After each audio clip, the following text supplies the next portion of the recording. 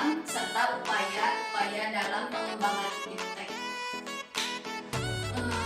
Masa kejayaan umat Islam bermula saat Rasulullah mendirikan pemerintahan Islam, yakni Daulah Khalifah Islamiyah di Madinah. Di masa Khalifah Ar-Rasyidin ini Islam berkembang pesat. Sejarawan Barat beraliran konservatif W. Montgomery Watt menganalisa tentang rahasia kemajuan Islam.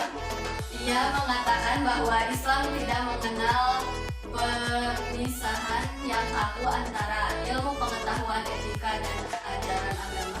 Selanjutnya, Andalusia yang menjadi pusat ilmu pengetahuan di masa kejayaan Islam telah melahirkan ribuan ilmuwan dan menginspirasi para ilmuwan Barat untuk belajar dari kemajuan iptek yang dibangun kaum muslimin. Ada buku-buku bangsa Arab, terutama buku-buku keilmuan, hampir menjadi satu-satunya sumber bagi pengajaran di perguruan-perguruan tinggi Eropa selama 5 atau 6 abad. Fakta yang menjelaskan antara lain bahwa Islam pada waktu pertama kalinya memiliki kejayaan, bahwa ada masanya umat Islam memiliki tokoh-tokoh seperti Ibnu Sina di bidang filsafat dan kedokteran, Ibnu Khaldun di bidang filsafat dan sosiologi, dan Al-Jabar, dan lain-lain.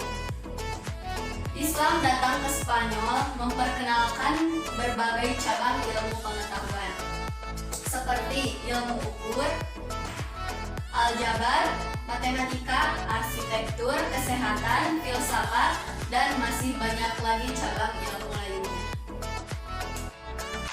Selanjutnya, Kekhalifahan Abbasiyah tercatat dalam sejarah Islam dari tahun 750 sampai 1517 Masehi, diawali oleh Khalifah Abu Abbas As-Saffah dan diakhiri Khalifah Al-Mutawakkil III dengan rentang waktu yang cukup panjang, sekitar 767 tahun. Kekhalifahan ini mampu menunjukkan bahwa dunia ketinggian peradaban Islam dengan pesatnya berkembang ilmu pengetahuan dan teknologi di bidang dunia Islam.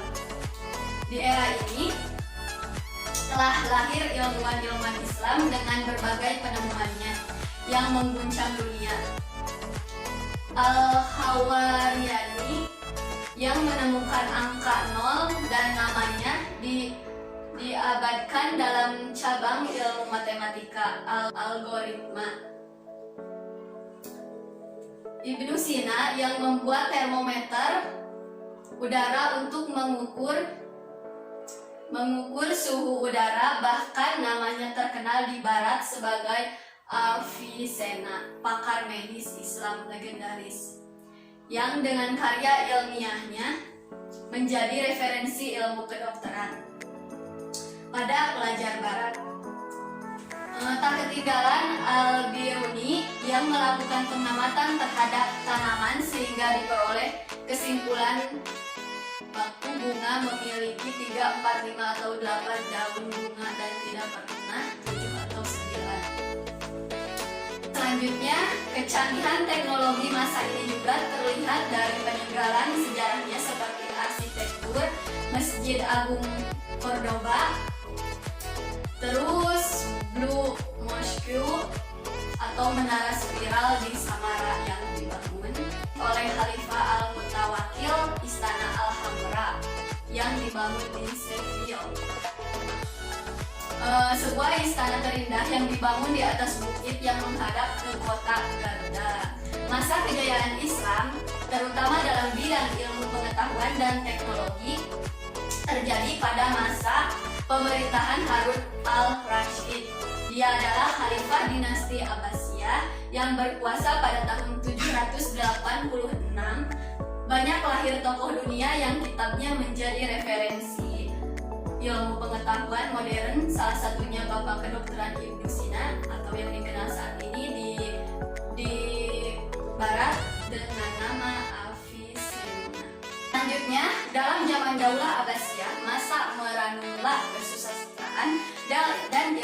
pengetahuan. Ya, selanjutnya dalam zaman Daulah Abbasiyah, masa pemerintahan Abbasiyah, merangumlah kesusastraan dan ilmu pengetahuan disalin ke dalam bahasa Arab. Ilmu-ilmu berbakala lahirlah pada masa itu. Sekian banyak penyair, pujangga, ahli bahasa, ahli sejarah, ahli hukum, ahli tafsir, ahli hadis, filsafat, tim, ahli bangunan, dan sebagainya.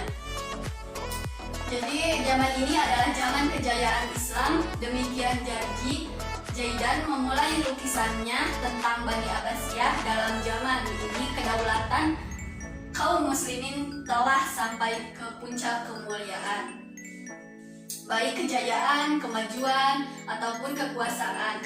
Dalam zaman ini telah lahir berbagai ilmu Islam dan berbagai ilmu penting telah diterjemahkan ke dalam bahasa Arab. Masa Daulah Abbasiyah adalah masa di mana umat Islam mengembangkan ilmu pengetahuan, suatu kehausan akan ilmu pengetahuan yang belum pernah ada dalam sejarah. Selanjutnya, sebab-sebab kemunduran umat Islam dalam teks. Saat ini perkembangan teknologi terus maju dengan pesat. Perkembangan teknologi sudah masuk ke era digital. Segala hal bisa menjadi lebih mudah dengan digital. Seperti yang tertulis pada Wikipedia, digital bahasa Inggris merupakan sebuah terminologi untuk menjelaskan proses alih media dari bentuk tercetak audio maupun video menjadi bentuk digital. Hal itu dilakukan untuk membuat arsip dokumen bentuk digital, untuk fungsi fotokopi, untuk membuat koleksi perpustakaan. Itu memerlukan peralatan seperti komputer, scanner, operator, media sumber, dan software yang mendukung. Jadi penemu peralatan pendukung digital ini bukanlah orang-orang muslim. Penemu komputer adalah seorang laki-laki Eropa bernama Charles Babbage. Ia adalah seorang matematikawan dari Inggris yang pertama kali menemukan gagasan tentang komputer yang dapat diprogram.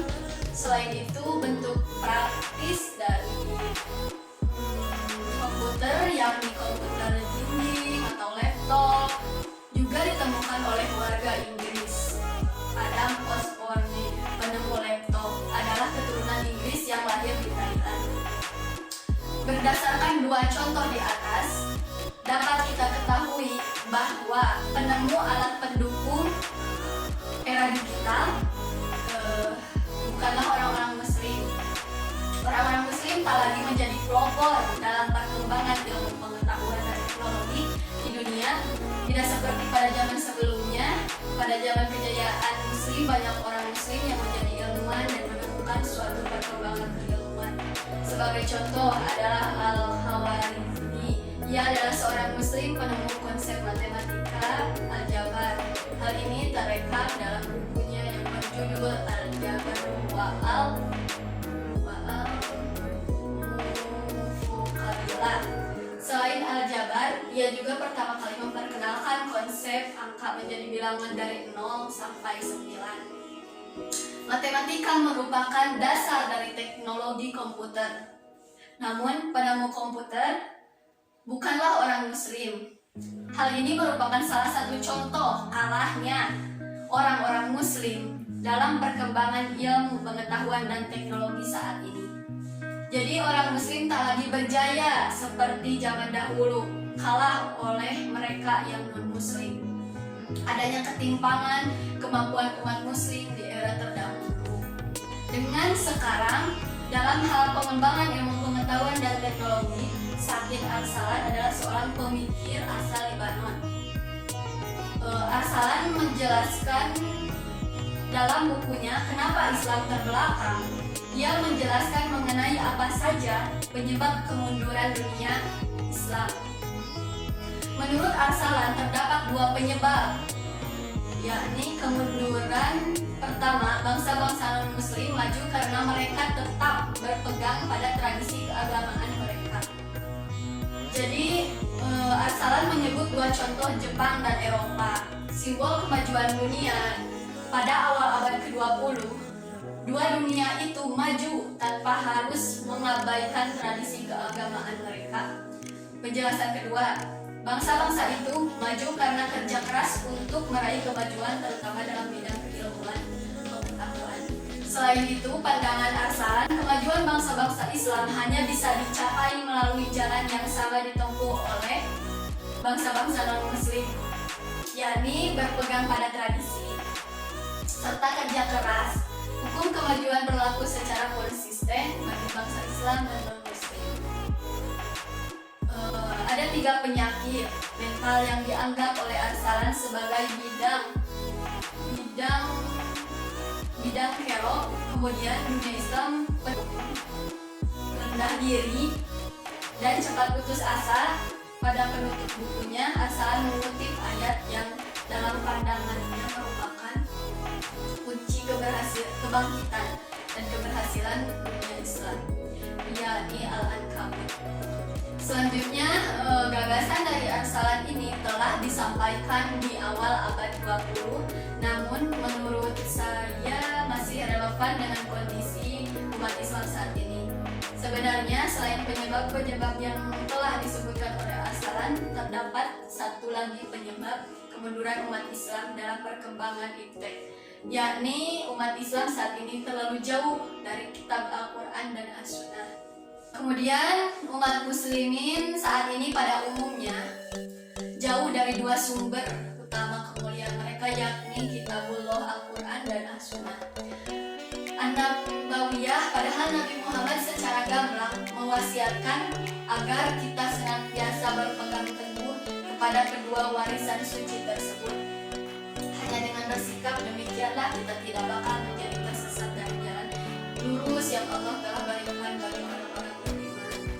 Selanjutnya, orang Barat yang pada umumnya beragama Nasrani ingin menunjukkan pula bahwa melalui agama Nasrani mereka pun dapat maju dalam bidang iptek sejajar dengan umat Islam. Akan tetapi dalam perkembangan selanjutnya, setelah mereka mendapatkan kemajuan dalam bidang iptek, mereka justru mulai menjauh dari agama mereka. Mereka menjadi sekuler, urusan agama berjalan sendiri.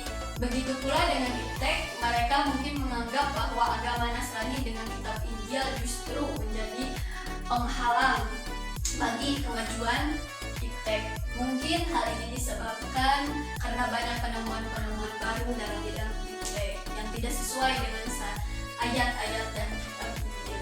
Selanjutnya, orang-orang Barat yang berjiwa petualang berusaha menemukan benua baru sehingga mereka berusaha berlayar dengan road yang tidak lazim, seperti yang dilakukan oleh Amerigo Vespucci dan Columbus ke Tanjung Harapan.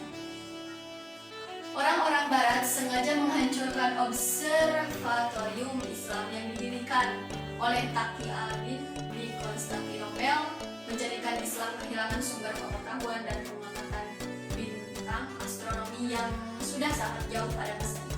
Selanjutnya, perjanjian perdagangan antara Sultan Sulaiman I dinasti Utsmani dari Turki dan Inggris yang pada mulanya untuk meringankan Turki mengimpor barang-barang dari Inggris dan negara-negara Eropa lainnya.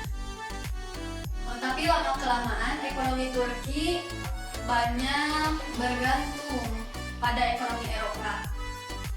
Terlebih lagi dengan adanya revolusi industri Inggris dan di negara-negara Eropa lainnya. Selanjutnya, ketergantungan negara-negara Islam terhadap ekonomi Eropa lama-kelamaan menjadi suatu bentuk ketergantungan dalam bidang pemerintahan. Inilah awal mula pemerintahan kolonialisme Barat terhadap negara-negara Islam. Akibat kolonialisme Barat, maka negara-negara Islam yang pada mulanya bersatu dari Maroko sampai ke Pakistan kemudian terpecah belah menjadi negara kecil berdasarkan feodalisme kesultanan. Selanjutnya, akibat kolonialisme negara-negara Islam yang semula menggunakan bahasa Arab sebagai bahasa nasionalnya melalui terdesak oleh bahasa penjajah.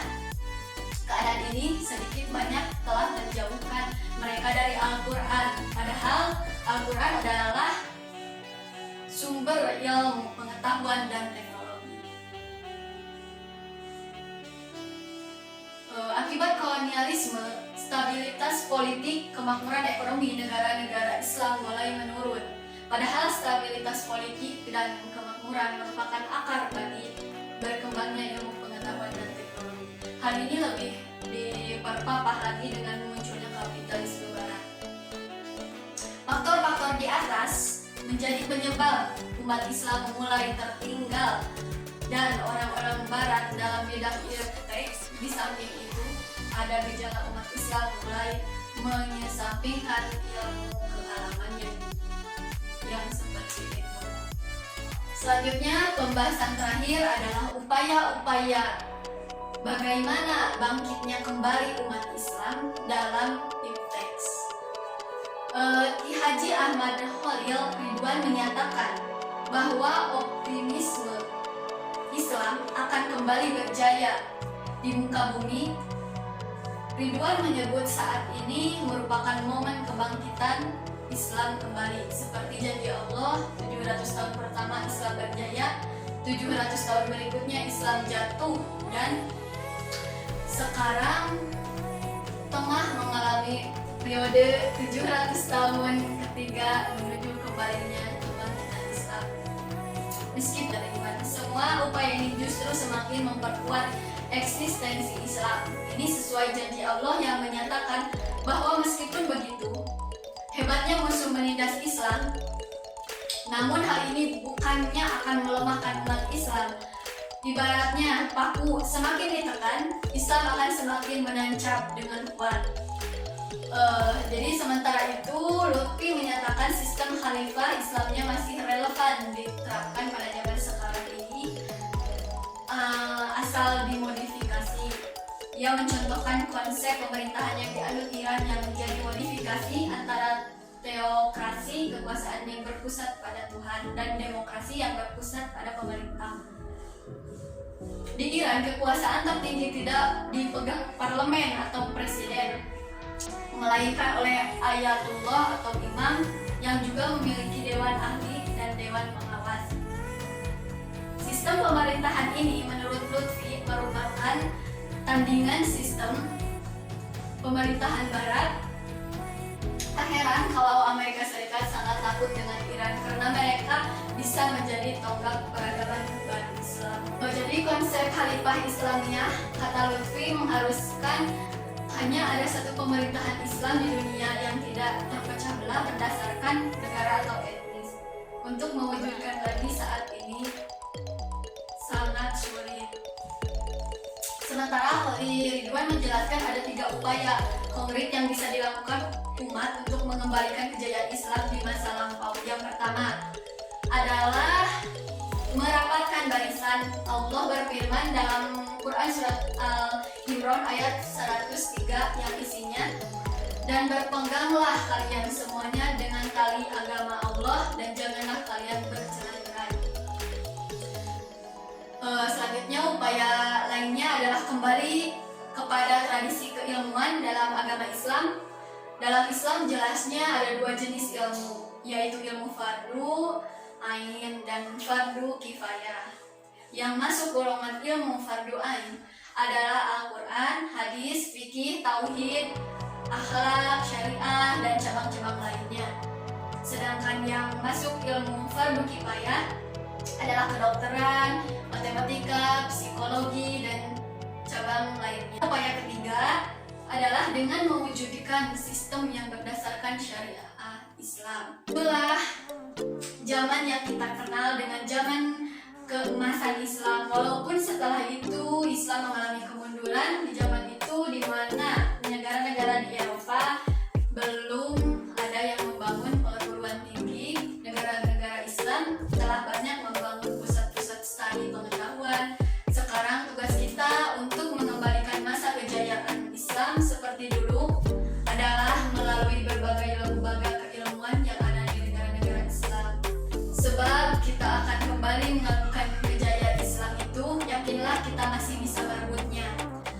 diuji dengan nyawa sebagai tebusannya. Kita lahir ke dunia ini dengan berlumur darah, maka kenapa mesti takut mati dengan berlumur darah? Mungkin sekian penjelasan dari saya. Mohon maaf bila banyak kekurangan. Yang benar hanya ada di Allah, yang salah di diri saya sendiri. Sekian, wassalamualaikum warahmatullahi wabarakatuh.